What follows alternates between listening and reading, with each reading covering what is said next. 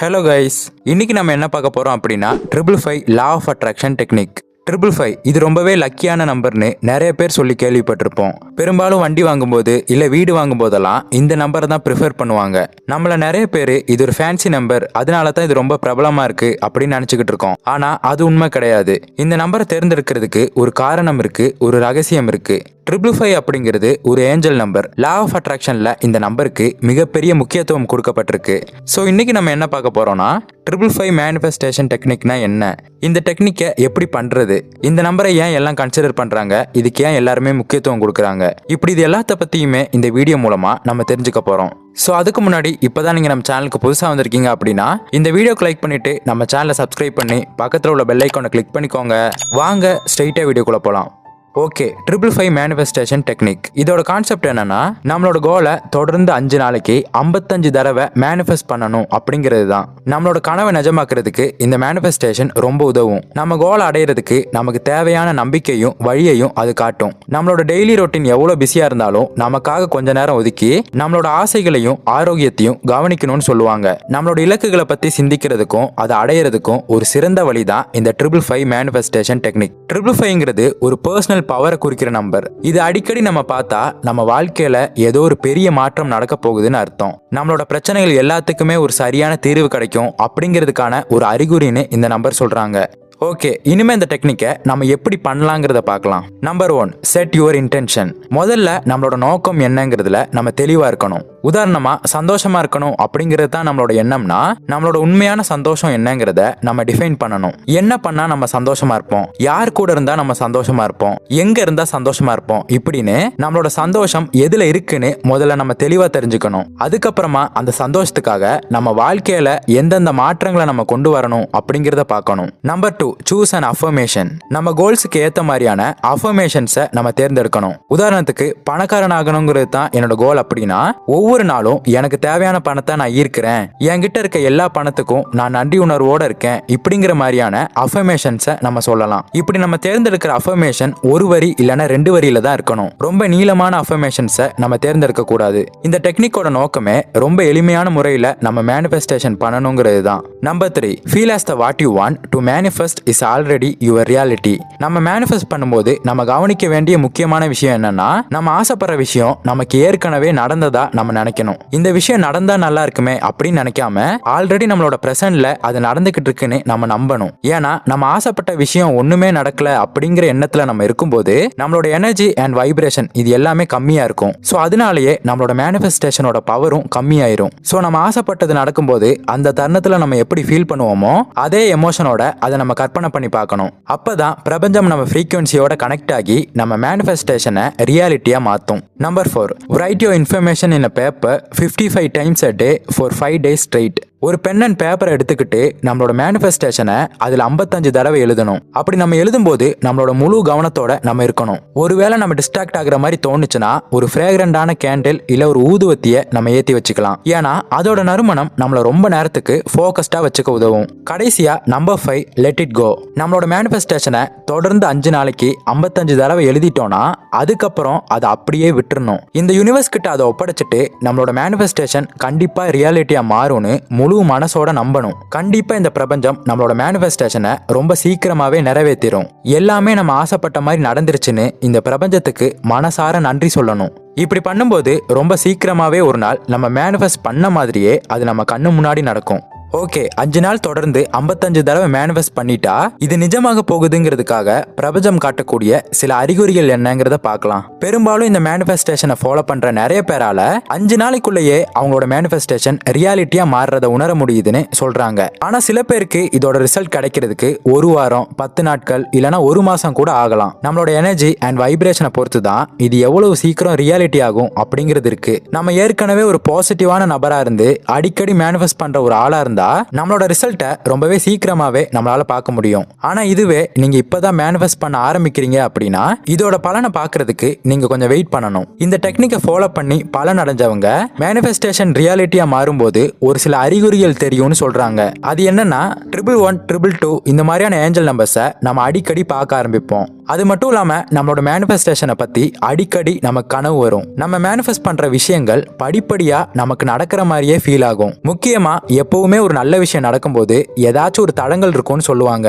அதே மாதிரி நம்மளும் சில நேரங்கள்ல சில நெருக்கடிகளை சந்திக்க வேண்டியிருக்கும். சோ இதெல்லாம் தான் நம்ம மேனிஃபெஸ்டேஷன் நடக்க போகுதுங்கிறதுக்கான அறிகுறிகள். அடுத்ததா இந்த டெக்னிக்கை ஃபாலோ பண்ணும்போது நம்ம கவனிக்க வேண்டிய சில முக்கியமான விஷயங்கள் என்னென்ன அப்படிங்கிறத பார்க்கலாம். நம்பர் 1, முதல் விஷயம் நம்மளோட ஆசைகள்ல ரொம்ப ஸ்பெசிஃபிக்கா இருக்கணும். நிறைய விஷயங்களை ஒரே மேனிஃபெஸ்டேஷன்ல நம்ம அடைய நினைக்க கூடாது.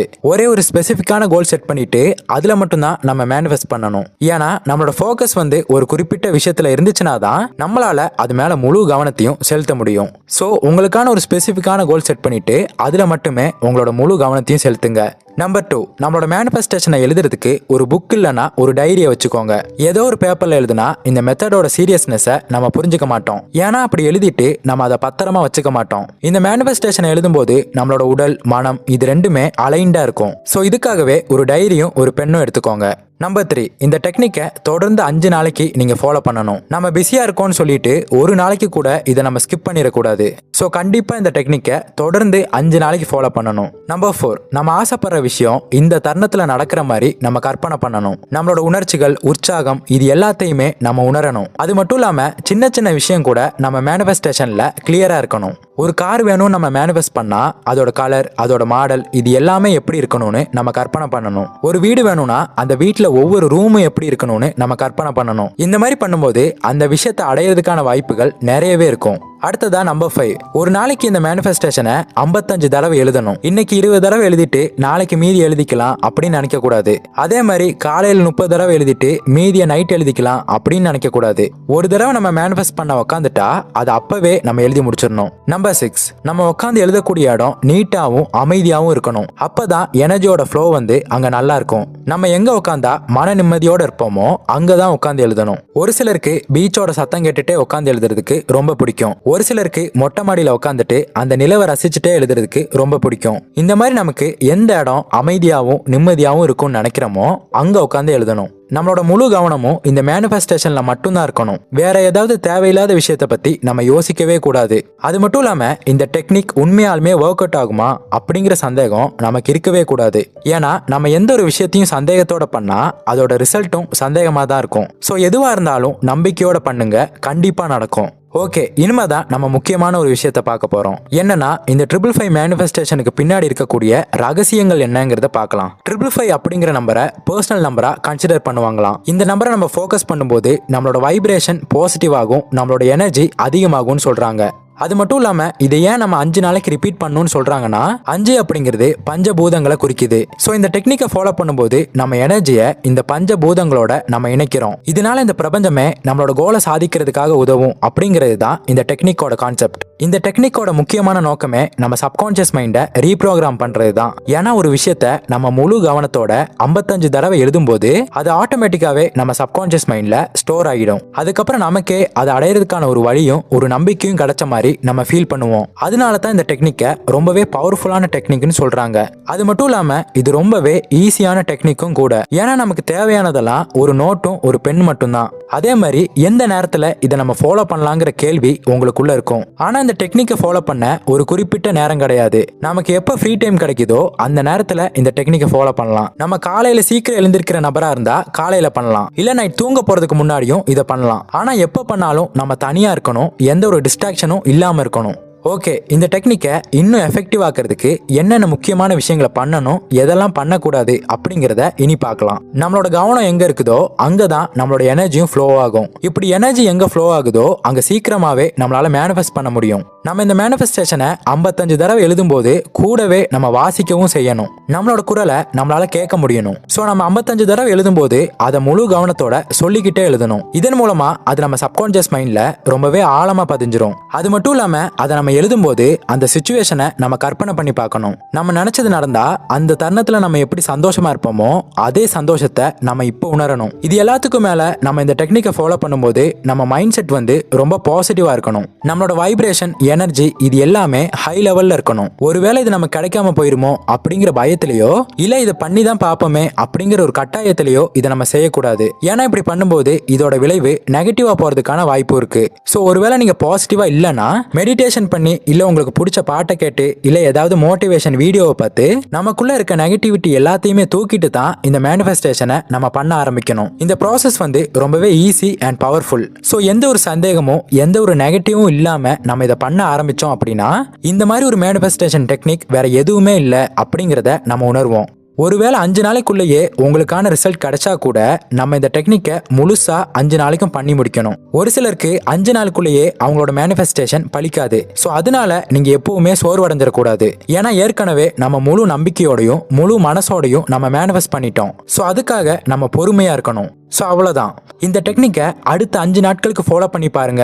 எத்தனை நாட்கள்ல உங்களோட மேனிஃபெஸ்டேஷன் பலிச்சதுன்னு மறக்காம கமெண்ட் பண்ணுங்க. அண்ட் இந்த வீடியோ உங்களுக்கு யூஸ்ஃபுல்லா இருந்தா இந்த வீடியோக்கு லைக் பண்ணுங்க, உங்க ஃப்ரெண்ட்ஸ் அண்ட் ஃபேமிலி மெம்பர்ஸ்க்கு ஷேர் பண்ணுங்க. அப்புறம் மறக்காம நம்ம சேனலை சப்ஸ்கிரைப் பண்ணிட்டு பக்கத்தில் உள்ள பெல் ஐக்கானை கிளிக் பண்ணிக்கோங்க. ஸோ இன்னொரு இதே மாதிரியான யூஸ்ஃபுல்லான இன்ஃபர்மேஷனோட உங்களை மீட் பண்றேன். தேங்க்ஸ் ஃபார் வாட்சிங்.